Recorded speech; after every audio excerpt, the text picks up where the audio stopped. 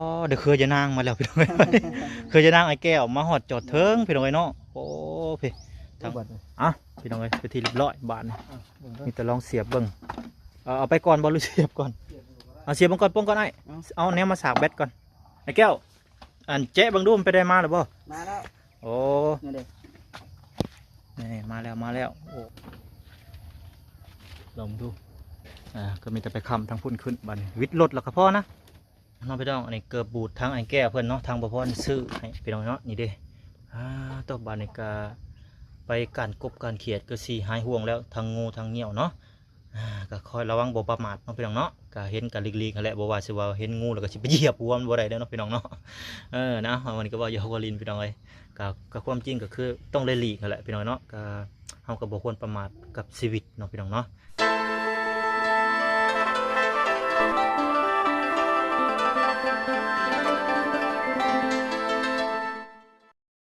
ว้าตัวพี่น้องเปิดภาพมาตัวนี้เนาะสวัสดีไอ้แก้วสบายดีเด้อบ่พรเด้อว้าเดี๋ยวเคยจะนั่งมาแล้วพี่น้องเคยจะนั่งไอ้แก้วมาหอดจอดเทิงพี่น้องเนาะโอ้พี่ทางบ่พรพี่น้องเนาะเคยจะนั่งนี่ทางโดยเคยต่อสายไฟให้เพิ่นโอ้ต่อสายไฟให้เพิ่นแม่นที่ดิ่งจากนี้ไปพุ่นพอให้เพิ่นได้แบบฉากเป็นตะลุงตะลี่แม่นพัดลมบัดยามฮ้อนเนาะบ่พรเนาะแม่นยังบ่มีแต่พัดลมเลยนี่พัดลมยังบ่มีเอาเคยจะนั่งไปก่อนจะน้อยโดยพี่น้องเนาะอันนี้เฮาก็ตั้งห้อยไว้ข้างบนน่ะอย่าลูกจุกเนาะแม่นเอาไว้ข้างล่างแกนั่นละน่ะหมอน้อยแล้วแรงสิจุกก่อนบ่ได้เนาะแม่นสิว่าเป็นยาแค่คิดเด้อยู่หั่นเลยเว้นออกมาจักทีหมอน้อยน่ะดื้อเลยเนาะแม่นเคยจะนั่งบ่พรซื้อมาเนาะอันนี้โอ้เท่าไรบ่พรนี่เคยจะนั่งนี่รวมเบิด400,000โอ้400,000ต้องขอยโดยแต่ว่าซื้อมาเรือก็สิต่อทางด้านหลังนำด้านหลังของตูบน้องเบยนะโดยโอเคพี่น้องเนาะให้ทางบ่พรดำเนินต่อพี่น้องเนาะเอาแล้วพี่น้องมาต่อปลั๊กเสียบให้ไอ้แก้วก่อนเนาะโอ้หลอดไฟให้นะพี่น้องเพื่อเพิ่นสร้างแบตตะลุงตะลี่นี่คักแล้วพี่น้องไอ้บาทในทั้งไอ้แก้วเราสะดวกสบายเลยบาทหลอดไฟออกไล่รวมไปเลยเนาะหลอดไฟรุ่นได้บาทพอนี่จักรุ่นอย่างHKL 30 วัตต์ก็ถือว่าสำหรับห้องเพิ่นก็ถือว่าหุ่งเริ่มแดดแล้วเนาะบาทนี่เริ่มแล้วพี่น้องก็ดีปะนึงเนาะบ่พรเพราะว่าโซลาร์เซลล์ทุกมื้อนี่มันมืดพ้นเด้มันสิบ่สากแบตเนาะแล้วบัดนี้ก็ต้องการไฟฟ้าพี่น้องเนาะแล้วก็มาต่อทางเบยเพิ่นนี่แหละพี่น้องดึงก่อนแล้วดึงก่อนจะตัดเนาะว่าละเอียดซึ่งกระเจ้าตัดเขาก็ยุ่งมานะเขาก็เลยคลายรุดให้ปกติ400,000เฉพาะชาวไทยแต่ในเพิ่นรุดให้300,000เฉพาะชายนะบ่รวมดอกโดยแม่นเพิ่นก็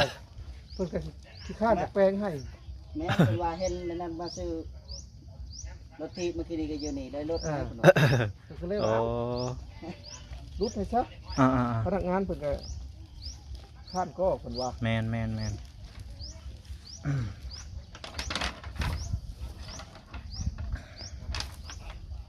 พี่น้องในที่สุดทางไอเกียเพิ่นก็ได้แล้วไฟฟ้าเพราะว่าช่วงนี้ฝนตกดุ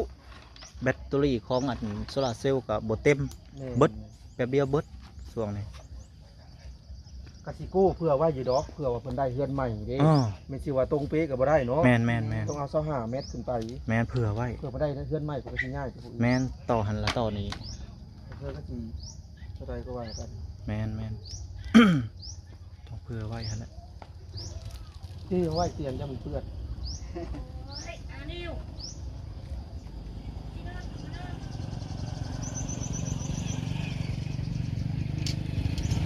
โอ้ต้องเด็ดปดได้นี่เนาะเด็ดปดก่อนไปหน่อยมันอยากหยุ่งตุงๆหน่อยหนึ่งหยุ่งลูกตุงลิงติงพนักงานเพิ่นก็มาแบบนี้พี่น้องพนักงานมือใหม่บ่พนักงานมาเขาใหม่ไม่ใช่หรือว่าจังใดเรือเพิ่นผ้าบ่หรือว่าได้อ้าวผ้าโอ้ผ้าเพิ่นก็อยากรุดให้เฮาหนึ่งซื้อหลายอย่างเพิ่นผ้าบ่เป็นยังเฮาแก้ไขได้พี่น้องแก้ไขง่ายๆนึงแค่ปลดไปยิงก่อนพี่น้องนิ่งไปเลยบ้านนี้ไปได้นิ่งไปเลยไอ้แก้วนิ่งไปเลย ฮอดบ่กาย เรือเพื่อ เรือเพื่อเนาะโอ้ไปหน่อยอ่านิ่งไปนิ่งไปอืม จักแมท 25 เมตร รอดนี่เนาะ เอาเข้าหันก็ได้เข้าหันแหละได้บ่ได้บ่ โค้งออก ให้ทางบ่พรไปยื้อให้ก็ได้เอา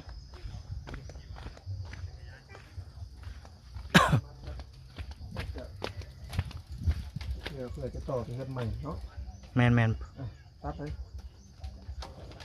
มาดิวกินข้าวไปล่ะ เรือมันจะ5 เมตร มีใช่ละมิดใหญ่หรอกเนี่ย ถ้าเรียกนี้บ่ ถ้าเอาหยังก็ได้ตัดเนาะ ตัดไปเลย มา เอ้ มา พี่น้องบ่มีอันแนวตัดสายไฟเอา ครีมแก้ไขเบื้องต้นก่อน เอ้า บ่มีครีมบ่เป็นหยังเอาสังหารเลย สังหารคือยายนางพี่น้องเอ้ย ตัวนี้ก็สิได้ไปเสริมทางด้านหลังเรือนลงเบยเนาะ อืมโอเค ไป ไป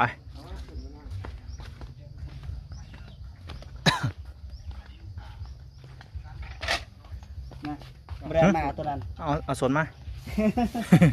เรียกว่าสนรถไฟดอกหนึ่งบ่บอล ภายใต้เลย ตัวนี้เป็นปักเสียบ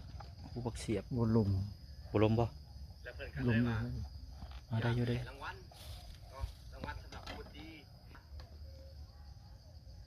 หัวมันอยากใหญ่เนาะ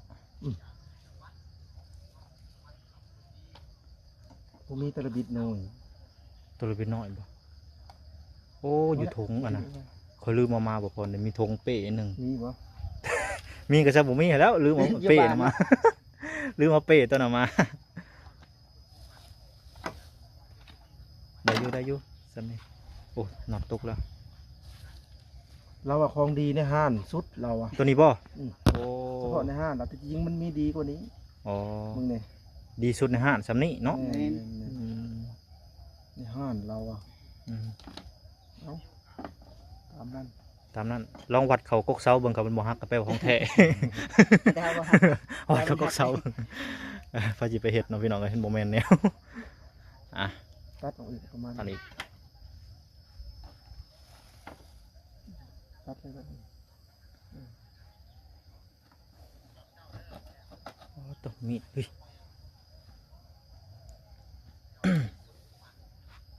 เริ่มแดดแล้วบัดนี้อ๋อตอนแรงบัดแดดพี่น้องเนาะตอนเช้าบัดฝน ว่าคนสิตกอีกบ่จักนี่ คอมเมนต์แดดอีกวันก็ตกอีก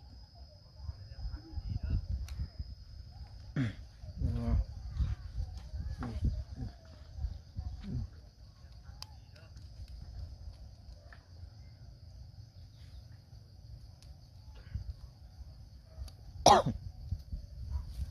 ยาวบ่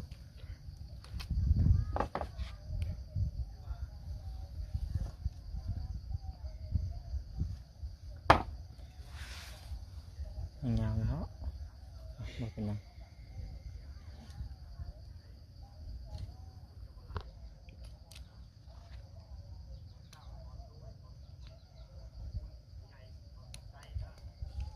พอดีบ่โอเคพอดีแล้วบ้านพี่น้อง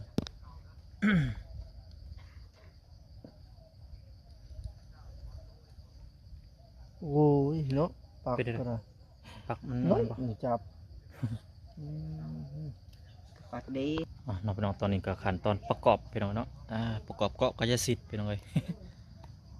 เกาะกายสิทธิ์เริ่มแล้วบ้าน ปักไผ่ก็อันนี้มันใหญ่ อันตัวระเบียบมันใหญ่บ่พร อืม แม่นละ อย่ามันหันได้อยู่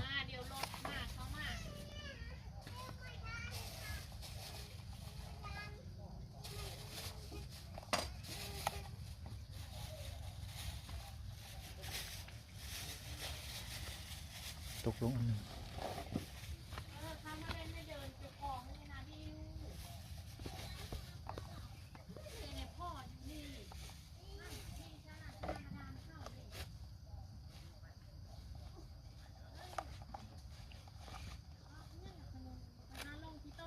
มันหยัดบุลง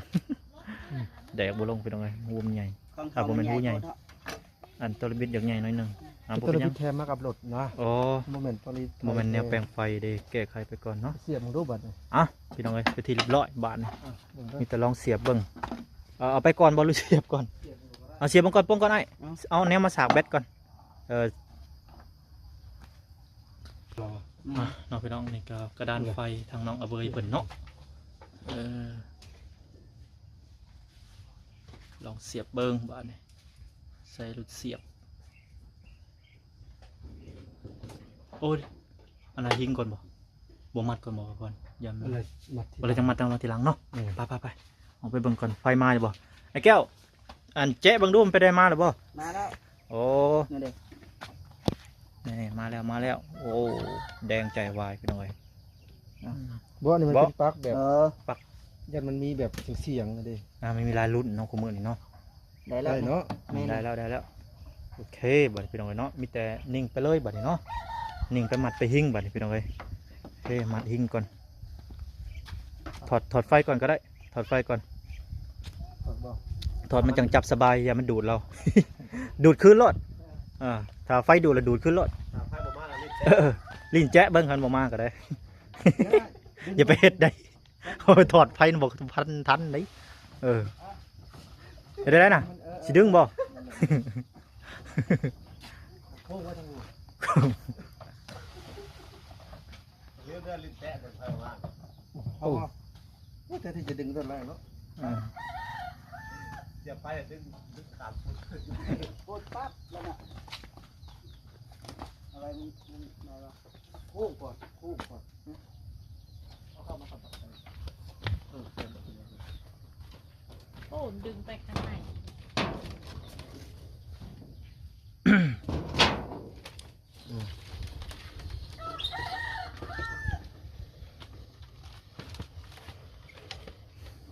จะต้องหาลักมาเด้อ เดี๋ยวอย่าไปดึงแฮงอย่าเพิ่งดึงแฮงไปขอดทางนั้นก่อนทางนั้นถ้าได้ขอดเด้เอาไปบ่พรไปขอดทางนั้นก่อนไปแล้วหาลักมาค้ำมาเข็มก่อนเราจังคอยดึงน้ำหลังเด้อ เอาเลย ไปแก้ไขทางนี้ก่อน ลักคอไก่นั่นน่ะ แค่คนดีเดียว อันนี้ น้องพี่น้องก็แก้ไขทางนี้ก่อนคือแบบว่าสีหิ้งสายไฟไว้ยันดึงแล้วมันสีขาดเนาะมันสีบ่ได้ตาม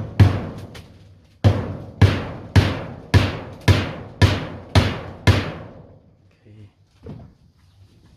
เกี่ยวนี่ก่อนเนาะ แมนเยอะโอ้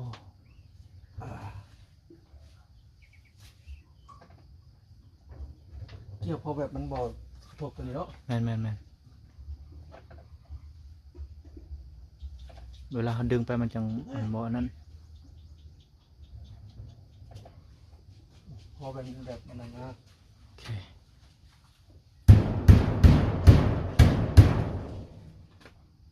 ไป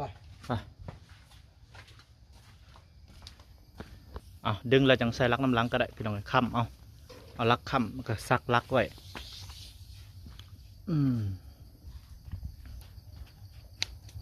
ขอดไว้เลยทางน่ะ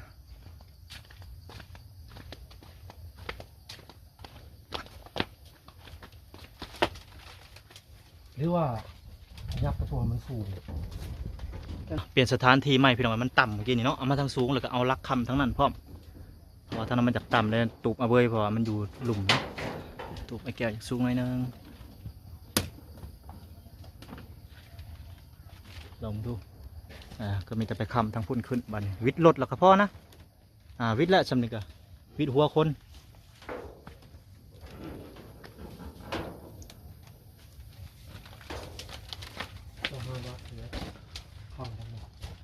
ลักค้ำทั้งนั้น เอาเนี่ย น้องพี่น้อง อันนี้ก็เอาไปเสื่องลูกพี่น้องเลยเนาะอย่าว่าลูกไปลิ่นลูกไปแห่นไปกัดเนาะบ่ได้ได้ไปสิ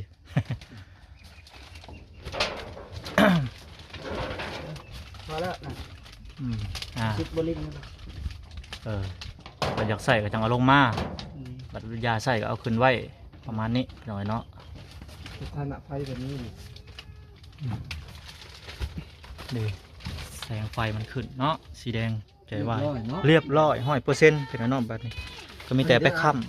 ำ อันนี้ไว้ข้างนอก ปิ่นเป็นปิ่นตะหุ่นเด้อเพื่อจะจากมือทำไม ยังบัดนี้ยังต่อดอกไฟได้บ่น้อยบัดนี้ โอ้ยังต่อดอกไฟบ่นี่เนาะ ไฟเอามาเสียบมัน โอเคมีตาดอนไปตัวนั้นออกไปนอกไปแล้วไปพี่น้องเลยระวังน้ำขาดได้ บ่ขึ้นว่ะ เมื่อคืน ต้องไปย่านตัวนั้นก่อนเนาะ ยานก่อนแม่เราต้องได้ยานก่อน เอาขึ้นอยู่นะ ได้อยู่โอเค นี่ ได้แล้วได้อยู่พังเลย ให้ตรงๆบัดนี้ ตรง อ่า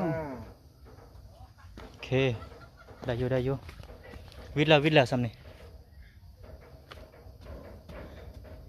หมูมีพระหอด2 เมตรดอกเนาะคนกูมือนี่ เขาสูง2 เมตรกระโถคอขาดเท่านั้นแล้ว วุ่นแล้ว หมูมีพระหอด2 เมตรดอกเนาะมีแต่นอกจากว่ารถที่ว่าเขามาส่งของ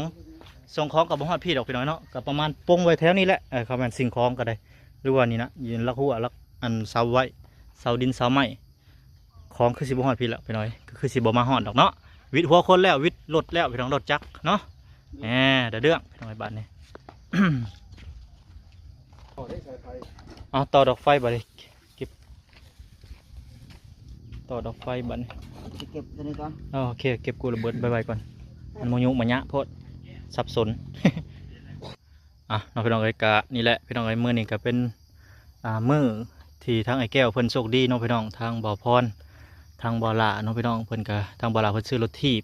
เบิด2 คันเลยพี่น้องเนาะทางผู้ใหญ่ใจะดีเพิ่นรถถีบน้อยแล้วก็รถถีบใหญ่บัดนี้ทางบ่อพรก็ซื้อสายไฟ1 สายไฟมาให้ทางไอ้แก้วแล้วก็ซื้อดอกไฟอีก1 ดอกน้องพี่น้องมาใส่เฮือนเนาะพี่น้องเพราะว่าช่วงนี้กับช่วงฝนเป็นไงมันมืดตลอดเนาะไฟโซลาร์เซลล์กับสากบัวอยู่สากได้น้อยเดียวจำเป็นต้องได้ใส่ดอกไฟอีกอย่างยามร้อนก็ต้องได้ใส่พัดลมว่าสันซะน้องพี่น้องเนาะแล้วก็ทางบ่อพรเพิ่นก็ได้ซื้อเกือบบูดน้องพี่น้องก็มี FC หลายท่านอยู่ก็แนะนำให้ไปซื้อเกือบบูดเนาะแล้วก็ทางบ่อพรเพิ่นก็ซื้อแล้วพี่น้องเนาะก็สิแจ้งทาง FC เลยน้องพี่น้องเนาะแล้วก็ยังขาดยังว่ากันนำหลังเนาะพี่น้องเนาะถ้ามียังจังใดกับบ่น้อยก็สิอัปเดตไปนำกันเรื่อยๆว่าซั่นซะพี่น้องเนาะสำหรับพี่น้องก็คลิปนี้ก็บ่มีหยังหลายเนาะพี่น้องมื้อนี้ก็มาอัปเดตเรื่องรถถีบแล้วก็ไฟฟ้าทางไอ้แก้วเพิ่นเนาะยินดีนำทางไอ้แก้วหลายๆเนาะขอบใจเบิร์ดสุขคนพี่น้องเอ้ยว่าสิเป็น FC ทางผู้ใหญ่ใจดีเนาะจะได้ก็ขอบุญกับคุณหลายๆเด้อให้จุมเจ้าอยู่ดีมีแฮงความเจ็บจะได้ความไข่ยาสุมีเนาะสำหรับพี่น้องพบกันอีพีหน้าสำหรับอีพีนี้ขอกล่าวคำว่าสบายดีพี่น้องสบายดี